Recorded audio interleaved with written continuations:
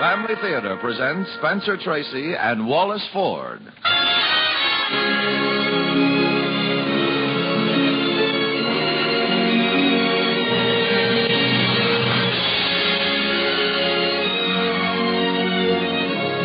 From Hollywood, the Mutual Network, in cooperation with Family Theater, brings you Joppy the Juggler with Wallace Ford as Joppy. To introduce the drama, your host, Spencer Tracy.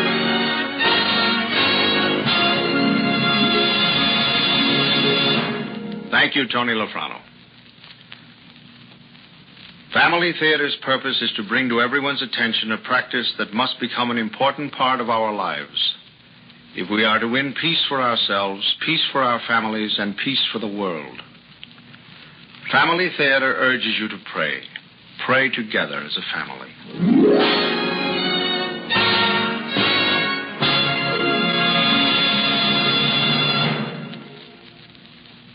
Tonight, Family Theater takes great pleasure in presenting Joppy the Juggler, starring Wallace Ford as Joppy.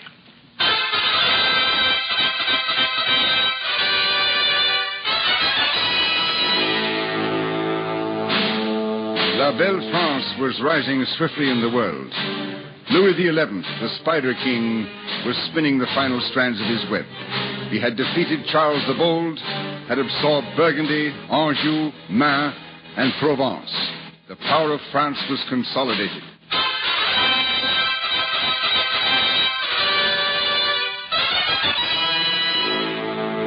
All of which meant nothing to weary Joppy the Juggler and his darling Blanche Fleur as they stirred the dust of a lonely road through Languedoc. An odd pair, they. Joppy, his face wrinkled and pale as a faded apricot under a thatch of unruly white hair. His long, ragged cloak, stained and patched in many places, flapping about his bony shanks encased in mildewed green hose. Tenderly, he patted his companion's neck. Blanche Fleur looked at him with large, affectionate brown eyes. Her long, pink ears trembled momentarily. Blanche Fleur had reason to be grateful.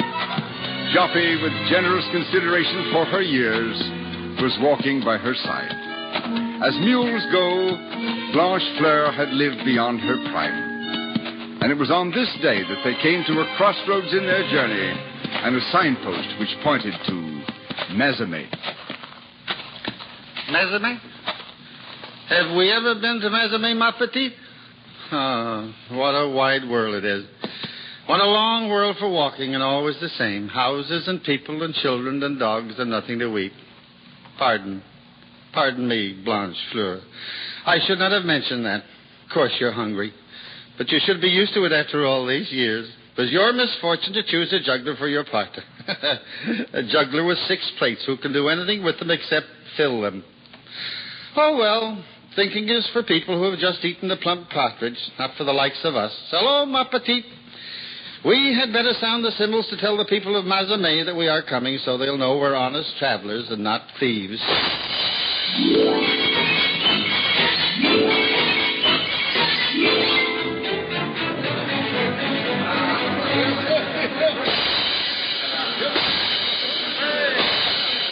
Attend closely, my dear friends. I am Joppy the Juggler, known throughout the world for my magic fingers.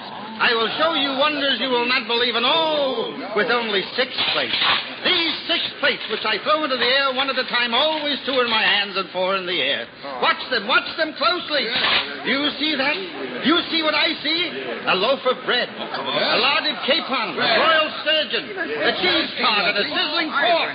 And wash them all down with a fine wine spiced with cinnamon and ginger. Oh, what a juggler. I'd like to see you try it with some of that fine wine you mentioned. Just hand me 6 bottles filled, and I promise not to lose a drop. What else have you got in your bag of tricks, eh? I can dance, do cartwheels, backflips. Oh, come on, Marie. We've seen all this before. Come back, my friend. I too can do magic. If that is what you wish, see here. Here is my cap, empty. Now watch. Nothing in my hands, and yet here is a rock. Rock? Why, Fabian produced rabbits and ducks and even a small dog. Oh, 6 empty plates and 1 rock. Ha, we have plates in our own cupboards and rocks in our plates. but you do not have my Blanche Fleur. And who is she? A golden princess you're about to produce from your tattered cloak? She is my best friend. She stands beside me here. The mule? She calls her Blanche Fleur. You may laugh, but not one of you has the patience, the loyalty, and the intelligence of my Blanche Fleur. Now he says we are no better than mules. Come on, we came to be entertained, not to be made. Blanche Fleur. Blanche Fleur. Ah, well. So, Mazame did not like us. Perhaps the next village will. And on the way, who knows, we may find a farm where we can work for our supper. Heads up, my petite, and have faith.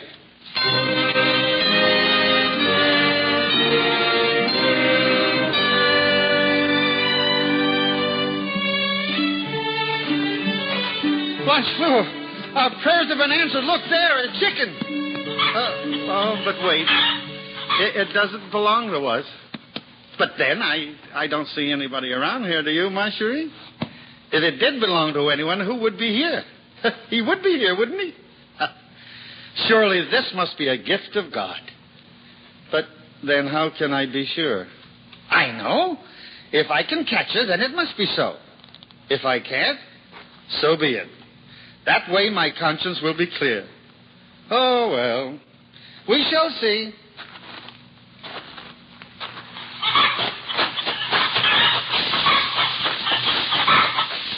So, thank God. Not only for the chicken, but she is such a plump one.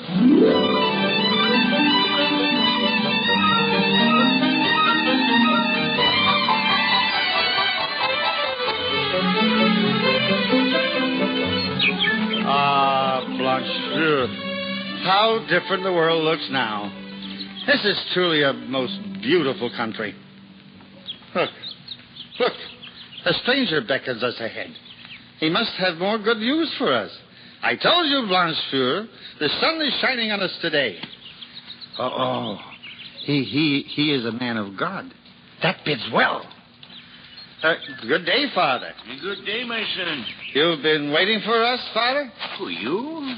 I know. I've been scouring the whole countryside searching. Oh, perhaps I can help, if you tell me what you are looking for. I raised her myself, fed her myself. She was to be a surprise for the Abbey, and today of all days she is missing. Then we shall find her for you. What does she look like, Father? Well, she was plump, all red, with one round spot of white on her back. And her name, Father? Name? Oh, she had no name, my son. We do not name hens.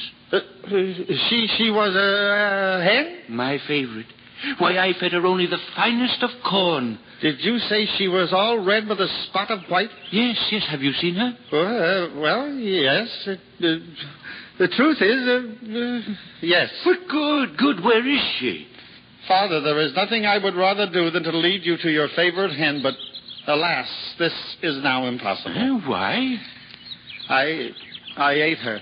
Oh, but she was not yours to eat. But Father, when I saw her, I did not know that she was not mine to eat. Nevertheless, she was delicious. If I could return her to you, I would. I would even try to forget how delicious she was. I would willingly become hungry again. But alas, I cannot undo my sin.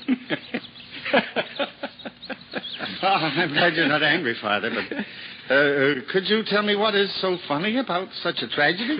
I confess I was slightly exasperated at first, but my son, to what better purpose could I have prepared a fat hen than to feed a hungry man? Well, thank you, Father, but that doesn't make me feel much better about what I did.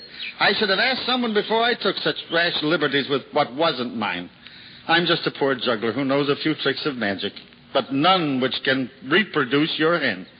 But with the strength she has given me, perhaps I can repay you a little for the first full supper I have had in many a year. My son, I have already been repaid.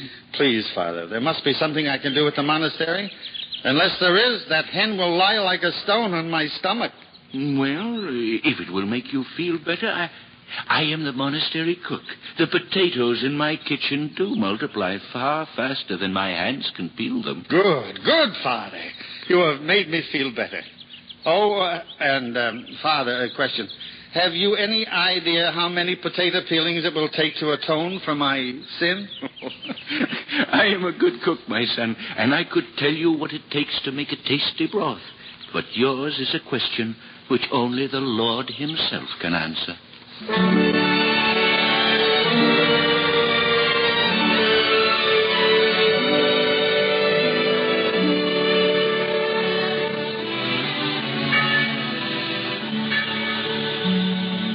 Excuse me, Father-in-law. Do you have a moment? We have all eternity, Father Pico. Yes, of course. Father, a traveling juggler by the name of Joppy desires to stay with us for a bit. Our doors are never closed to anyone. But this is a little irregular, Father-in-law. He insists upon helping me in the kitchen. And do you object? Oh, no, not at all. But you see, it's a little amusing and a little sad. Yes? This Joppy has inadvertently altered the menu I had planned for your dinner with the bishop tomorrow. Well, since neither the bishop nor I knew of your plans, we cannot be disappointed in whatever you choose to serve us. And what is so amazing and sad about all this? Well, this poor Joppy, a man of simple virtue and very hungry, intercepted my prize fat hen. Having no knowledge of her identity, he consumed her himself. And then, when he learned of his mistake, he wanted to use his newfound strength to peel enough potatoes to atone for his sin. If he has knowledge of the error, Father, and he has fully admitted it, we cannot ask him to do more. Oh, but he insists. Then there is no problem. But he has a mule. Well? We have room for him in the stable. Well? A very old and decrepit mule. Do you wish me to do something about that, Father Pico? Oh, no. It's all attended to. Well, then, Father, you seem to have taken care of everything yourself. And now, if you don't mind, I must see Father Julian. Of course. Thank you, Father. Ah, Father Elias. You're the one. I admire your assurance, Father Pico. I am the one what? The one to help me. I had planned to ask the Abbey, but I changed my mind. You see, it concerns a traveling juggler. I've already seen him in your kitchen. I admire his energy. So many potatoes in so short a time. Do you know why this Joppy is peeling so many potatoes? Yes, Father Pico. I've heard the story of your poor fat hen. Well, then, this Joppy has taken the whole matter much too seriously. In fact, he is all tied up with the problem of numbers. How many potatoes make an atonement for his sin? I've tried to reassure him, but I'm afraid that since I am a cook as well as a priest, he doubts my qualifications as a theologian. I do believe that he'll keep on peeling potatoes forever, unless somebody sets his mind at rest. Yeah, you pose a very difficult question. But I would like to speak to this Joppy of yours. I want to thank him. I'm indebted to him, you know. Father Pico, despite my fervest resolve, I couldn't keep my eye off that hen of yours. She was a great temptation.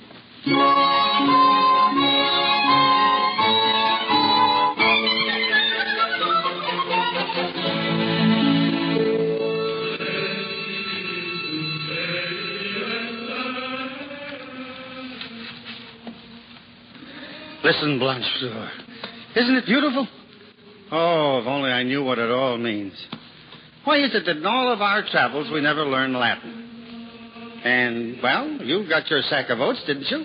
Just as I promised. And this fine stable. And what a mystery this is. I eat the priest's hen, and you get your oats, and I get a bed with a blanket, and I eat 3 times a day. But now, they tell me I don't have to peel any more potatoes. I'm afraid to tell them that I don't want to stop. For that would mean that we would have to go. But do you think it would be right for me to commit another sin? So that I should be forced to stay and do some more penance? No. But you haven't done anything wrong yet, Blanchefleur. Perhaps if you ate up some of the carrots from the garden, we could stay a little longer.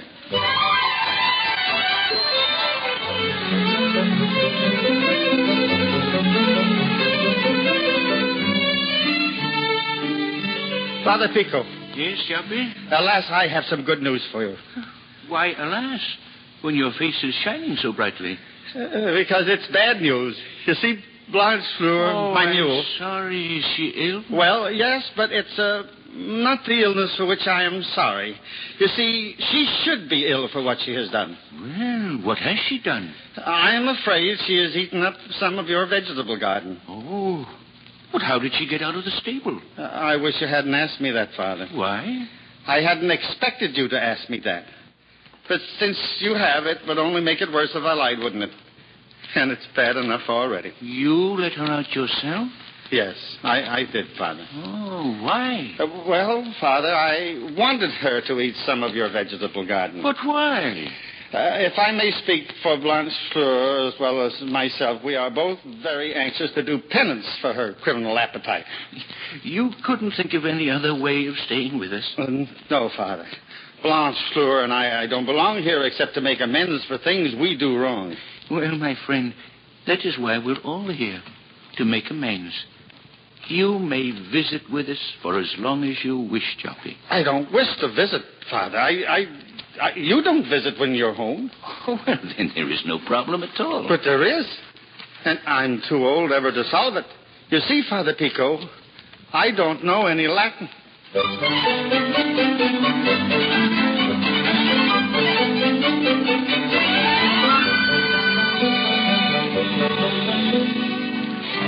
Father Pico, in all the years I've known you, I've never seen your kitchen in such good order. Oh, I cannot take credit for the neatness of my kitchen, Father. No, my friend Joppy, in his overwhelming gratitude, treats it as a room in heaven.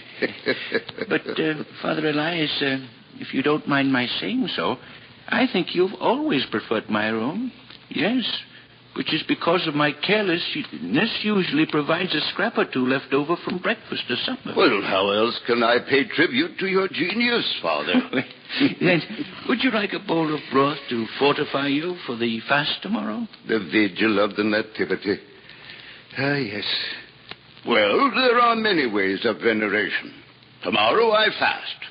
Tonight I take advantage of your offer and sip a bit of your broth in honor of the Blessed Virgin. Oh, hold on, my friend, not so fast. You'll burn your tongue.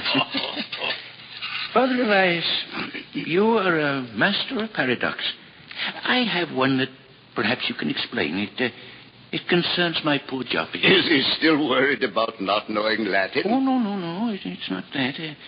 He's learned enough to say the Ave. Learned it the hardest way, too, by rote. No, it's not that. I have never seen a happier man than Joppy when he was told he could stay with us as a lay brother. But recently I've had the feeling that he is no longer so happy. Oh, you worry too much, Father Pico. Have you forgotten that change and adjustment are never easy?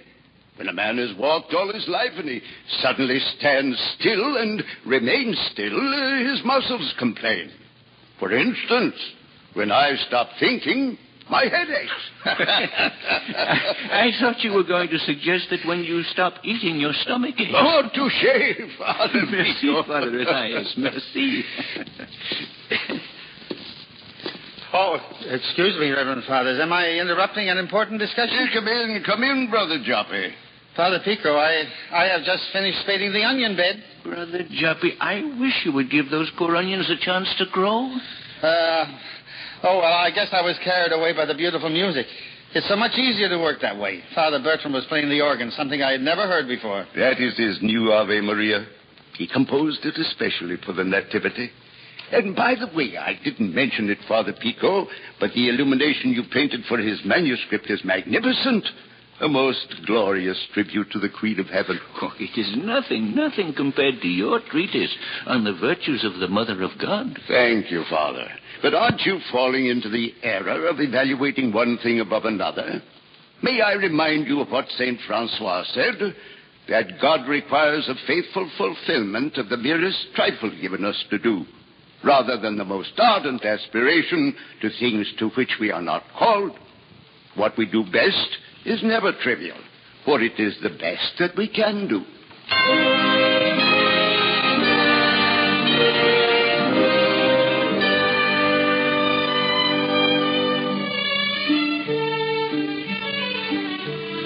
Ah, Blanchefleur. But every day and every night I feel smaller and smaller until I think I shall vanish altogether. I'm just a nothing here, and I don't know how to be anything. The Reverend Fathers have done such wonderful things for the Blessed Virgin, and I have nothing to give her. I'm so stupid I can't even leave the onions in the garden alone. They won't say a word. They're too kind. But I know. We don't belong here. Well, we shall leave tomorrow at dawn. They will be occupied with the vigil of the Nativity, and we can slip away quietly. So, sleep well, my dear Blanche Fleur. We have a long journey to make, a journey without end. And now we'll pray. At least I have learned this one in Latin, I think.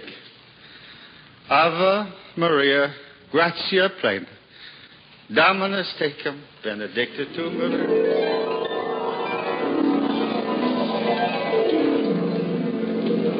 I wish you would give the onions a chance to grow. God requires the faithful fulfillment of the merest trifle given us to do. Leave the onions alone. A glorious tribute to the Queen of Heaven. The best that we can do is the best that we can do. What did you say, Blanche Fleur? No, it wasn't you. It was Father Elias. It was he who said it. Of course. Why didn't I think of it before? The best that we can do. Blanche Fleur, before we leave tomorrow, I must do my best.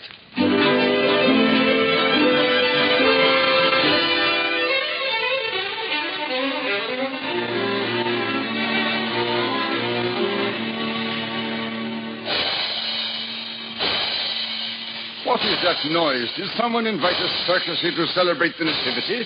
Why, Father, no. That sounded as if it were coming from the chapel of Our Lady. Has no one looked to see who is committing this outrage? Well, open the door.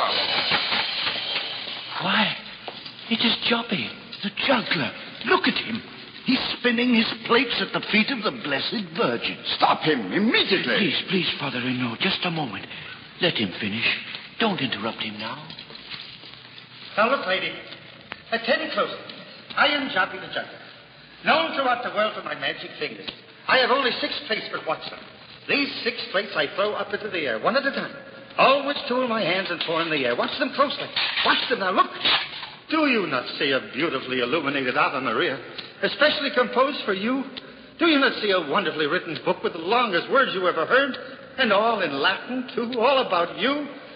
Do you not see the greatest pictures ever painted of you? And your son, Jesus, and all the finest works of the wise and brilliant men who venerate you. And, lady, on the last plate is the least of all, the only gift that I could bring. The 6 biggest onions from the field I spaded too often and not too well. See them, lady. See them spinning. Always 2 in my hand and 4 in the air. 6 empty plates that I can fill only with my humble love for you. Oh, thank you, lady. Thank you.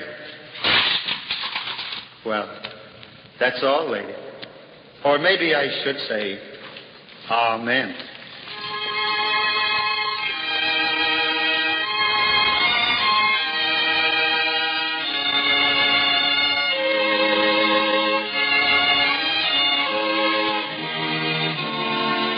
Beyond all doubt, he is a good man, Father Renaud. He meant no harm. I know, Father Pico. You have told me before about this Joppy the Juggler. It was the only way he knew how to show his devotion. It was the best he could do. Yes, truly, blessed are the pure in heart, for they shall see God.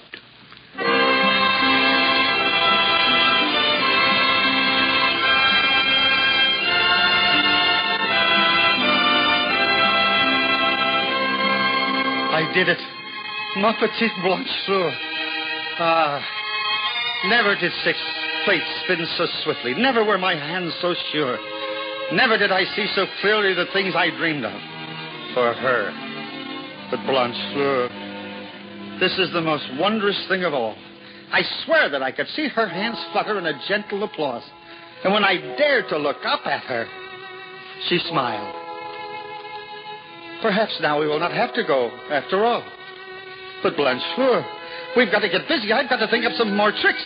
Maybe I could borrow the candlesticks from the altar.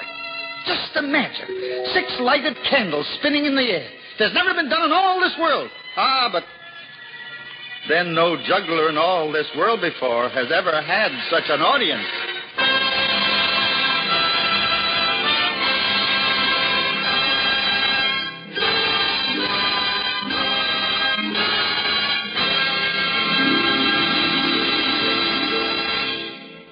This is Spencer Tracy again. To keep a luncheon appointment, I walked into the office of a business friend the other day and found that on his work pile desk he had one of those little signs that you too, no doubt, have often seen on desks or walls, especially in business establishments. Each sign has one big printed word, think.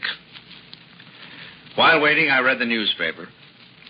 And when he was about ready to join me a few moments later, I jabbed a forefinger at several news stories assortedly dated Washington, Korea, Moscow, and Berlin, and said, more or less to start conversation, Joe, from the mess the world's in, we'd better change signs like this one to another word, pray. He thought about that for a moment while getting on his coat. And then he replied, Spencer, I believe my little sign is better than you imagine. It's supposed to caution clear thinking, you know. If a man thinks at all, he's certain to pray. Prayer, then, is a natural consequence of clear thinking. Any thinking man knows that our problems are so great that we must have help from above. It's only the self-sufficient fool or the man who doesn't think very clearly who won't pray. Thinking of God's love for man and of man's perpetual dependence upon God. Well, isn't that the very thought of prayer is by itself? I saw the point and hastened to agree. What he was proving was that clear thinking and prayer can sometimes be the same thing.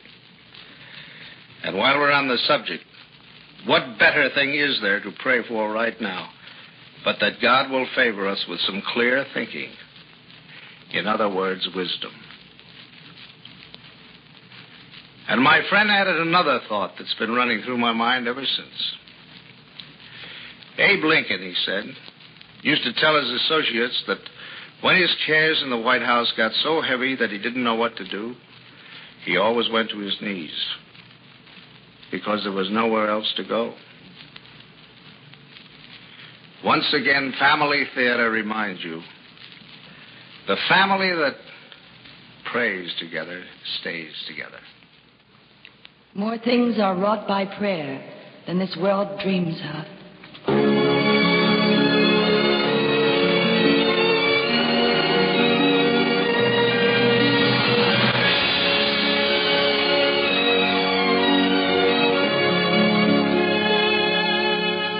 From Hollywood, Family Theater has brought you Joppy the Juggler, starring Wallace Ford, with Spencer Tracy as your host. Others in our cast were Francis X. Bushman, May Clark, Herb Rollinson, Bill Johnstone, and Tudor Owen.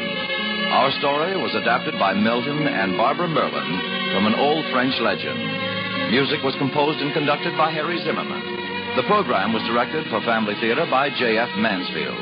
Portions of tonight's program were transcribed. This series of Family Theater broadcasts is made possible by the thousands of you who felt the need for this type of program, by the Mutual Network, which has responded to this need, and by the hundreds of stars of stage, screen, and radio who have so unselfishly given of their time and talent to appear on our Family Theater stage. To them and to you, our humble thanks. This is Tony Lafrano expressing the wish of Family Theater that the blessing of God may be upon you and your home, and inviting you to be with us Sunday at 10 p.m. New York time for the Joyful Hour with Bing Crosby and his 4 boys and a host of stars. And join us next week at this same time when Family Theater will present Loretta Young in Charles Tazwell's beautiful story of The Littlest Angel. Join us, won't you?